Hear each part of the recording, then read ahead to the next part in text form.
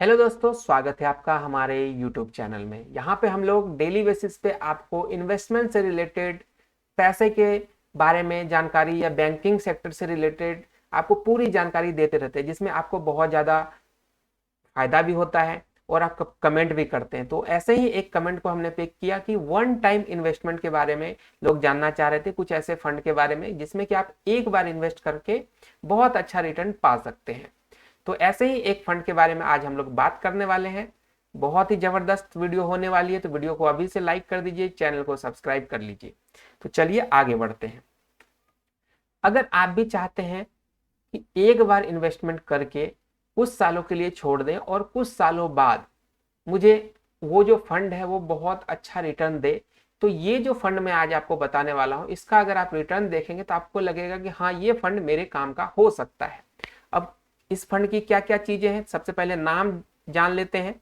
ये जो फंड है, ये आपका नाम है इसका HDFC retirement saving fund equity plan. अब रिटायरमेंट नाम दिया तो मतलब कुछ सोच के ही दिया होगा कि लोग वन टाइम पैसे जमा करके छोड़ दे और रिटायरमेंट के टाइम निकाले तो बहुत जबरदस्त रिटर्न इसमें मिल सकता है। और रिटायरमेंट के लिए इसमें एक नेगेटिव और पॉजिटिव पॉइंट भी है, तो उसको भी हम लोग डिस्कस करेंगे। तो इसका नाम है HDFC retirement saving fund equity plan direct growth.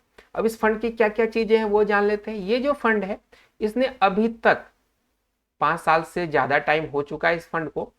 तो रेगुलर बेसिस पे आपको रिटर्न कितना दे रहा है? 20.26% का रिटर्न हर साल देता आ रहा है। लास्ट के 5 सालों की रिटर्न की बात करें तो इसने 17.19% का रिटर्न दिया है।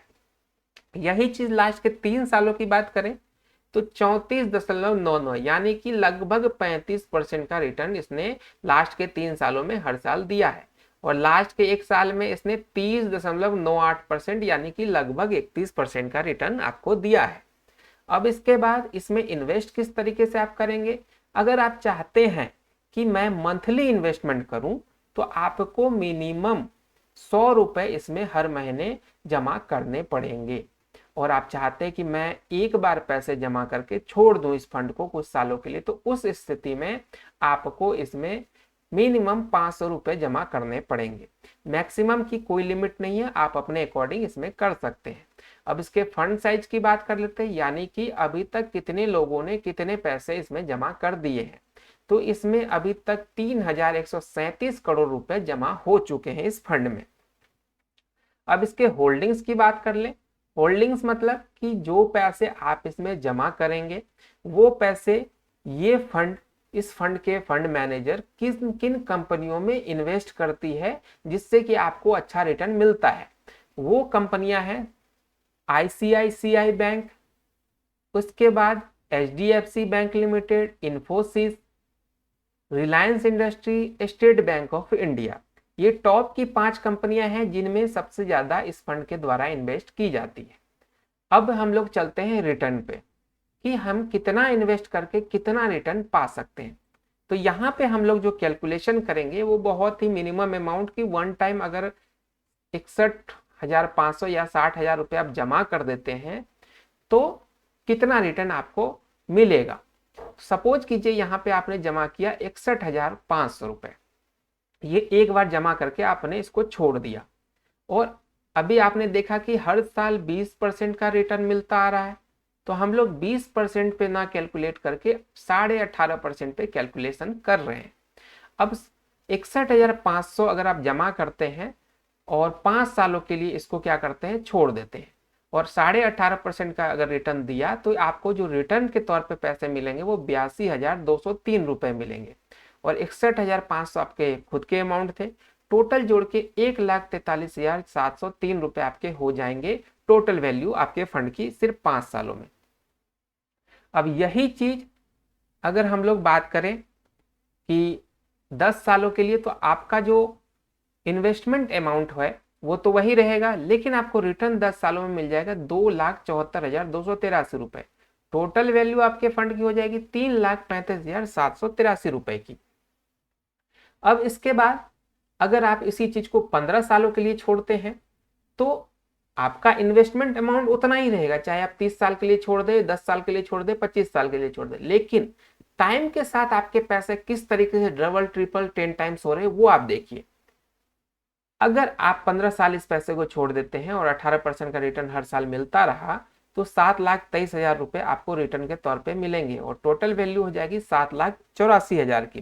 लेकिन हमने टारगेट किया कि भाई हमें 1 करोड़ रुपए तो किसी भी हालत में चाहिए, तो उस स्थिति में हम लोग और थोड़े से टाइम पीरियड को बढ़ाते हैं, 20 सालों पे देखते हैं तो 17,71,000 का रिटर्न आपको मिल सकता है अगर 18.5% रिटर्न मिलता रहा हर साल तो, और टोटल वैल्यू 18,33,000 की हो जाएगी। यही चीज 25 सालों में 42,22,000 का रिटर्न आपको दे सकता है और टोटल वैल्यू 42,83,000 हो सकती है। लेकिन अगर हम चाहते हैं कि 1 करोड़ का रिटर्न, उस स्थिति में आपको 30 साल तक रुकना होगा। कब रुकना होगा? जब ये आपको 18.5% का रिटर्न देता आए तो।